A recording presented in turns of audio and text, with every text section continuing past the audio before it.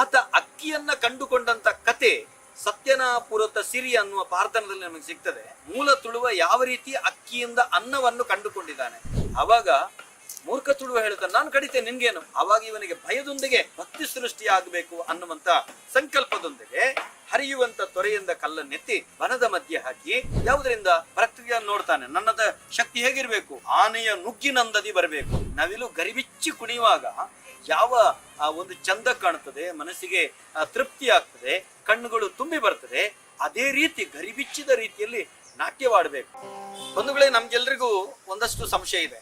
ದೈವಾರಾಧನೆ ಅಂದ್ರೆ ಏನು, ಸತ್ಯಾರಾಧನೆ ಅಂದ್ರೆ ಏನು, ಭೂತಾರಾಧನೆ ಅಂದ್ರೆ ಏನು, ಇದರ ಬಗೆಗಾಗಿ ಒಂದಷ್ಟು ತಿಳ್ಕೊಳ್ಳುವಂತಹ ವಾಂಛೆ ನಮ್ಮಲ್ಲಿದೆ.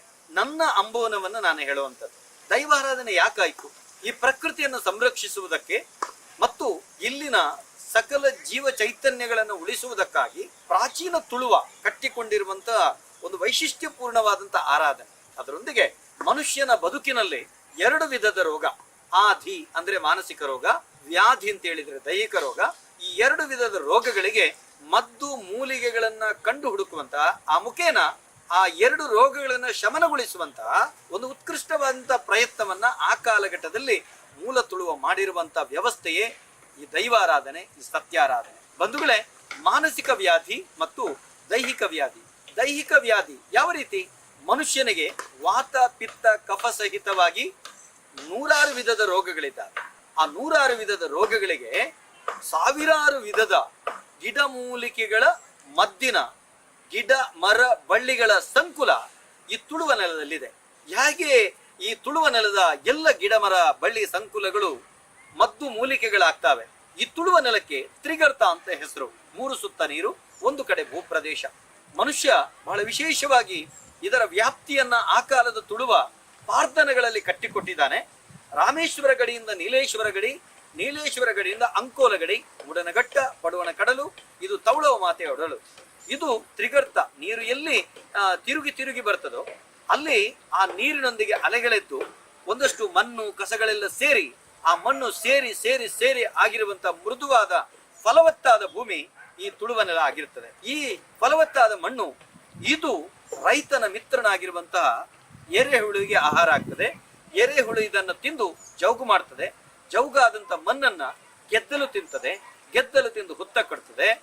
ಆ ಗೆದ್ದಲು ಕಟ್ಟಿದ ಹುತ್ತಕ್ಕೆ ಸರೀಸೃಪ ಸರ್ಪ ಹರಿದು ಬಂದು ಗೆದ್ದಲನ್ನ ಓಡಿಸ್ತದೆ, ತಾನು ವಾಸ್ತವ್ಯವನ್ನ ಮಾಡ್ತದೆ.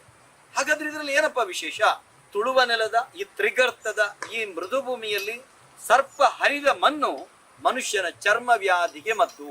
ಆದ್ರಿಂದ 1 ತುಂಡು ಬಟ್ಟೆಯನ್ನ ಕಟ್ಟಿ ನದಿಯಲ್ಲಿ ಮಿಂದು ಈ ಮಣ್ಣಲ್ಲಿ ಹೊರಳಾಡಿದ್ರೆ, ಉರುಳು ಸೇವೆ ಮಾಡಿದ್ರೆ ಚರ್ಮ ವ್ಯಾಧಿ ನಿವಾರಣೆ ಆಗ್ತದೆ. ಆದ್ರಿಂದ ಇವತ್ತಿಗೂ ಕೂಡ ತುಳುವ ನೆಲದ ಪ್ರಾಚೀನ ನಾಗಕ್ಷೇತ್ರ ಆಗಿರುವಂತಹ ಸುಬ್ರಹ್ಮಣ್ಯ ಕ್ಷೇತ್ರದಲ್ಲಾಗಿರಬಹುದು, ವಿಶೇಷ ದೈವ ಕ್ಷೇತ್ರಗಳಾಗಿರುವಂತಹ ಶಿವರೂರು ಆಗಿರಬಹುದು, ಉಡುಪ ಆಗಿರಬಹುದು, ಇಂಥ ಕ್ಷೇತ್ರಗಳಲ್ಲಿ ಮಡತನ ಸೇವೆ ಅಂತ ಹೇಳ್ತಾರೆ. ತುಳುವಲ್ಲಿ ಕನ್ನಡದಲ್ಲಿ ಉರುಡು ಸೇವೆ ಅಂತ ಹೇಳ್ತಾರೆ. ಇದು ಚರ್ಮ ವ್ಯಾಧಿಗೆ ಈ ನೆಲದ ಮಣ್ಣು ಮದ್ದಾಗ್ತದೆ. ಆ ರೀತಿ ಅದರೊಂದಿಗೆ ಇದು ಚರ್ಮ ವ್ಯಾಧಿಗೆ ಮದ್ದಾದ್ರೆ ಇನ್ನಿತರ ರೋಗಗಳಿಗೆ ಯಾವ ರೀತಿ ಮದ್ದು?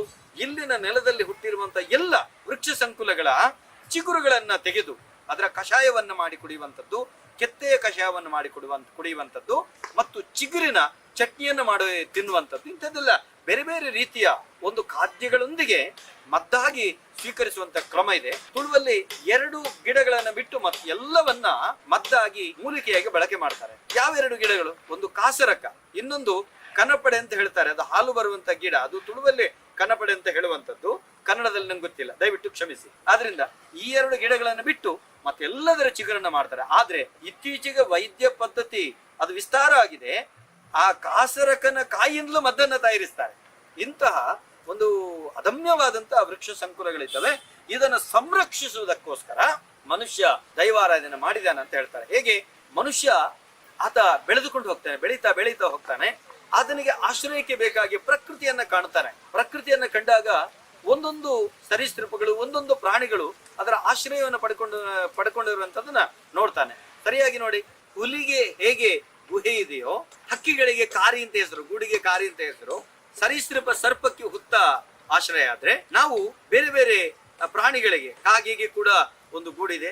ಎಲ್ಲವುಗಳು ಕೂಡ ಅದರದರ ಪಂಜರದಲ್ಲಿ ಅದರದರ ಗೂಡಲ್ಲಿ ವಾಸ್ತವ್ಯವನ್ನು ಕಂಡಾಗ ನನಗೂ ಒಂದು ವಾಸ್ತವ್ಯಕ್ಕೆ ನೆಲೆಬೇಕು ಅಂತ ಕಂಡುಕೊಂಡಂತ ಆ ಮೂಲ ತುಳುವ ಪ್ರಕೃತಿಯನ್ನೇ ಕಡಿದು ಅದಕ್ಕೆ ಬೇಕಾದಂತ ಸಮತಟ್ಟುಗೊಳಿಸಿ ಆ ಗಿಡಮರ ಬಳ್ಳಿಗಳ ಒಂದು ಕಂಬಗಳಿಂದ ತನ್ನ ಚಪ್ಪರವನ್ನು ನಿರ್ಮಿಸಿ, ಸೋಗೆಗಳಿಂದ ಚಪ್ಪರವನ್ನು ನಿರ್ಮಿಸಿ ತನ್ನ ಮನೆಯನ್ನ ನಿರ್ಮಿಸುವ ಕಲ್ಪನೆಯನ್ನು ಮಾಡಿಕೊಂಡಿರಬಹುದು. ಅದೇ ರೀತಿ ಬದುಕುವಾಗ ಆತನಿಗೆ ವಾಸ್ತವ್ಯಕ್ಕೆ ಅವಕಾಶ ಬೇಕು. ಆತ ಅಕ್ಕಿಯನ್ನ ಕಂಡುಕೊಂಡಂತ ಕತೆ ಸತ್ಯನ ಪುರತ ಸಿರಿ ಅನ್ನುವ ಪಾರ್ಥನದಲ್ಲಿ ನಮಗೆ ಸಿಗ್ತದೆ. ಮೂಲ ತುಳುವ ಯಾವ ರೀತಿ ಅಕ್ಕಿಯಿಂದ ಅನ್ನವನ್ನು ಕಂಡುಕೊಂಡಿದ್ದಾನೆ ಅದು ತುಳುನಾಡಿನ ಪಾರ್ಥನಗಳಲ್ಲಿ ಸಂಧಿಯಲ್ಲಿ ಉಲ್ಲೇಖ ಇದೆ.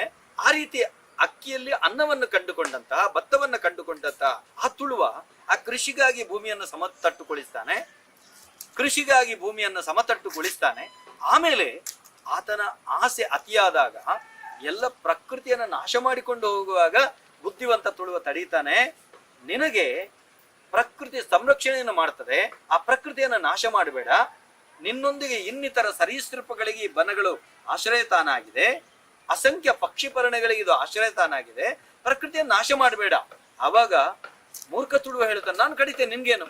ಆವಾಗ ಇವನಿಗೆ ಭಯದೊಂದಿಗೆ ಭಕ್ತಿ ಸೃಷ್ಟಿ ಆಗಬೇಕು ಅನ್ನುವಂತ ಸಂಕಲ್ಪದೊಂದಿಗೆ ಹರಿಯುವಂತ ತೊರೆಯಿಂದ ಕಲ್ಲನ್ನೆತ್ತಿ ಬನದ ಮಧ್ಯೆ ಹಾಕಿ, ಇದು ನಾಗನ ಕಲ್ಲು ನಾಗಬನ, ಇದು ಗುಳಿಗನ ಕಲ್ಲು ಗುಳಿಗಬನ, ಪಿಲಿಚಂಡಿ ಕಲ್ಲು ಪಿಲಿಚಂಡಿ ಬನ, ಲಕ್ಕೇಸಿರಿ ಕಲ್ಲು ಲಕ್ಕೇಸಿರಿ ಬನ, ಈ ರೀತಿ ಬನಗಳ ಮಧ್ಯೆ ಕಲ್ಲನ್ನ ಹಾಕಿ ಆರಾಧನೆಯನ್ನು ಆರಂಭಿಸ್ತಾನೆ. ಆ ಕಲ್ಲುಗಳಿಗೆ ವಿಶೇಷವಾಗಿ ಪ್ರಕೃತಿಯಲ್ಲಿ ಶ್ರೇಷ್ಠವಾಗಿರುವಂತಹ ಒಂದು ಪ್ರಾಣಿಗಳಲ್ಲಿ ಶ್ರೇಷ್ಠ ಆಗಿರುವಂತಹ ಗೋವಿನ ಹಾಲನ್ನ ಮತ್ತು ವೃಕ್ಷಗಳಲ್ಲಿ ಶ್ರೇಷ್ಠ ಆಗಿರುವಂತಹ ಕಲ್ಪವೃಕ್ಷ ಅಂತ ಹೇಳಿದ್ರೆ ತೆಂಗಿನ ಮರದ ಸಿಯಾಳವನ್ನ ಎರೆಯುವಂತಹ ಒಂದು ಸಂಪ್ರದಾಯವನ್ನ ಕಟ್ಟಿಕೊಳ್ತಾನೆ.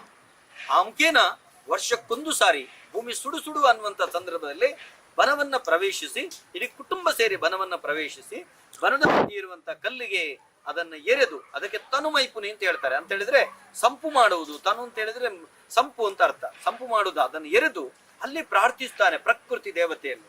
ಭಗವಂತ, ನಾನೆರೆದಂತ ತನು ಇದು ಸಾಗರ ಸೇರ್ಬೇಕು. ಯಾವ ರೀತಿಯಪ್ಪ ಸಾಗರ ಸೇರುದು? ಇವು ಎರೆದದ್ದು ಒಂದು ಸಿಯಾಳ, ಒಂದು ಕುಡತೆ ಹಾಲು. ಅದರ ಅರ್ಥ ಅಷ್ಟು ಮಳೆ ಬರಬೇಕು ಅಂತೇಳಿ, ಅಷ್ಟು ಮಳೆ ಬರಬೇಕು. ಮಳೆಯೊಂದಿಗೆ ಈ ಎರೆದಂತ ಈ ತನು, ಈ ಹಾಲು ಸಿಯಾಳ ಸೇರಿ ಬನದಿಂದ ತೋಡು, ತೋಡಿಂದ ಪಳ್ಳ, ಪಳ್ಳದಿಂದ ಕೆರೆ, ಕೆರೆಯಿಂದ ನದಿ, ನದಿಯಿಂದ ಸೀದಾ ಸಾಗರ ಸೇರ್ಬೇಕು. ಅಷ್ಟು ಮಳೆ ಬರಬೇಕು. ಆ ಮುಖೇನ ಅಂತರ್ಜಲ ವೃದ್ಧಿ ಆಗ್ಬೇಕು, ಪ್ರಕೃತಿ ಸಮೃದ್ಧಿ ಆಗ್ಬೇಕು, ಬೆಳೆ ಭಾಗ್ಯ ಅದು ಉಚ್ಛ್ರಾಯವಸ್ಥೆಗೆ ಅದು ತಲುಪಬೇಕು ಅನ್ನುವ ನೆಲೆಯಲ್ಲಿ ಆತ ಪ್ರಾರ್ಥನೆಯನ್ನು ಮಾಡ್ತಾನೆ. ಈ ರೀತಿ ಪ್ರಕೃತಿಯನ್ನ ಸಂರಕ್ಷಿಸುವುದಕ್ಕೋಸ್ಕರ ಭಯದೊಂದಿಗೆ ಭಕ್ತಿಯನ್ನ ಸೃಷ್ಟಿ ಮಾಡುವಂತ ಪ್ರಕ್ರಿಯೆಯನ್ನ ಈ ರೀತಿ ಮೂಲ ತುಳುವ ಮಾಡ್ತಾನೆ. ಅದರೊಂದಿಗೆ ಮಾನಸಿಕ ವ್ಯಾಧಿ. ಯಾವ ರೀತಿ ಮಾನಸಿಕ ವ್ಯಾಧಿ? ಮನುಷ್ಯನಿಗೆ, ಅದರಲ್ಲೂ ತುಳುವ ನೆಲದ ಆದಿ ತುಳುವನಿಗೆ ತಾಯಿಯಷ್ಟು ಪ್ರೀತಿ ಮಾಡುವವರು ಮತ್ತು ಮಾವನಷ್ಟು ಪ್ರೀತಿ ಮಾಡುವವರು ಬೇರೆ ಯಾರು ಸಿಗೋದಿಲ್ಲ. ಜಗತ್ತಿನಲ್ಲಿರುವಂತ ಎಲ್ರಿಗೂ ತಾಯಿಯೇ ದೇವರು, ಮಾತೃದೇವೋಭವ ಅಂತ ಹೇಳ್ತೇವೆ, ಸತ್ಯನೇ. ಅದೇ ರೀತಿ ಇಲ್ಲಿ ಸಲಹುವಂತ ಮಾವನಿಗೆ ವಿಶೇಷವಾದಂತ ಮೌಲ್ಯ. ಯಾವುದೇ ಕಾರಣಕ್ಕೂ ಈ ಮಗುವಿನ ಬಗ್ಗೆ ಕೆಟ್ಟದಾಗಿ ಎನಿಸದೇ ಇರುವಂತ, ತನಗೆ ಅನ್ಯಾಯ ಮಾಡಿದ್ರು ಅವನಿಗೆ ಅನ್ಯಾಯವನ್ನ ಬಯಸದೇ ಇರುವಂತ ಎರಡು ಜೀವಗಳಂತ ಹೇಳಿದ್ರೆ ತಾಯಿ ಮತ್ತು ಮಾವ ಅಂತ ತುಳುವರು ನಂಬಿಕೊಂಡು ಬಂದಿದ್ದಾರೆ. ಅಂತಹ ವ್ಯಕ್ತಿಗಳು ಬಿಟ್ಟು ಹೋದ ಮೇಲೆ ಅಂತ ಹೇಳಿದ್ರೆ, ತಾಯಿ ಮತ್ತು ಮಾವನನ್ನು ಕಳ್ಕೊಂಡ ಮೇಲೆ ತಾಯಿ ಮತ್ತು ಮಾವನಿಗೆ ಸರಿಸಮಾನವಾಗಿ ನನಗೆ ಧೈರ್ಯ ತುಂಬುವವರು ಬೇಕು, ನನ್ನನ್ನು ಆಶೀರ್ವದಿಸುವವರು ಬೇಕು, ನನಗೆ ಪ್ರೇರೇಪಣೆಯನ್ನು ಕೊಡುವವರು ಬೇಕು, ನನಗೆ ಸದ್ಬುದ್ಧಿ ಹೇಳುವವರು ಬೇಕು. ಆವಾಗ ಭಗವಂತನೇ ನನಗೆ ಮಾವನಾಗಿ ಬರಬೇಕು, ಭಗವಂತನೇ ನನಗೆ ತಾಯಿಯಾಗಿ ಬರಬೇಕು, ಆ ರೀತಿ ಸಂರಕ್ಷಿಸಬೇಕು ಅನ್ನುವ ರೀತಿಯಲ್ಲಿ ಅವ್ಯಕ್ತವಾದಂತಹ ಶಕ್ತಿಯನ್ನ ವ್ಯಕ್ತ ರೂಪಕ್ಕೆ ತರುವಂತ ಪ್ರಯತ್ನ ಮಾಡ್ತಾನೆ. ಅದೇ ಈ ನೆಲದ ದೈವಾರಾಧನೆಯಾಗಿ ಮೂಡಿ ಬರ್ತದೆ. ಅದಕ್ಕೆ ಪ್ರಕೃತಿಯಿಂದಲೇ ಸತ್ವಗಳನ್ನು ಹೆಕ್ಕಿಕೊಳ್ತಾನೆ. ಯಾವುದರಿಂದ? ಪ್ರಕೃತಿಯನ್ನು ನೋಡ್ತಾನೆ. ನನ್ನದ ಶಕ್ತಿ ಹೇಗಿರ್ಬೇಕು? ಆನೆಯ ನುಗ್ಗಿನಂದದಿ ಬರಬೇಕು, ಆನೆದ ನುರ್ಕು. ಕುದುರೆಯ ಸೊಕ್ಕಿನಂದದಿ ಬರಬೇಕು, ಕುದುರೆಯ ಸೊರ್ಕು.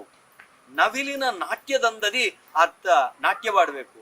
ನವಿಲು ಗರಿಬಿಚ್ಚಿ ಕುಣಿಯುವಾಗ ಯಾವ ಒಂದು ಚಂದ ಕಾಣುತ್ತದೆ, ಮನಸ್ಸಿಗೆ ತೃಪ್ತಿ ಆಗ್ತದೆ, ಕಣ್ಣುಗಳು ತುಂಬಿ ಬರ್ತದೆ, ಅದೇ ರೀತಿ ಗರಿಬಿಚ್ಚಿದ ರೀತಿಯಲ್ಲಿ ನಾಟ್ಯವಾಡಬೇಕು. ಮತ್ತು ಸಾಯಂಕಾಲದ ಹೊತ್ತಿಗೆ ಒಂದು ಹಕ್ಕಿ ಟೀರಿ ಟೀರಿ ಟೀರಿ ಟೀರಿ ಅಂತ ಹಾಡ್ಕೊಂಡು ಹೋಗ್ತದೆ, ಅದರ ಸ್ವರವನ್ನ ಹೆಕ್ಕಿ ಆತ ದೈವಾರಾಧನೆಯ ಒಂದು ಕಲ್ಪನೆಯನ್ನು ಮಾಡಿದಾನೆ ಅಂತ ಹೇಳಿ ನನ್ನ ಅಪ್ಪ, ನನ್ನ ಅಜ್ಜ ನನಗೆ ತಿಳಿಸಿ ಹೇಳಿದ್ದಾರೆ. ಅದನ್ನು ನಾನು ನಿಮಗೆ ತಿಳಿಸ್ತಾ ಇದ್ದೇನೆ.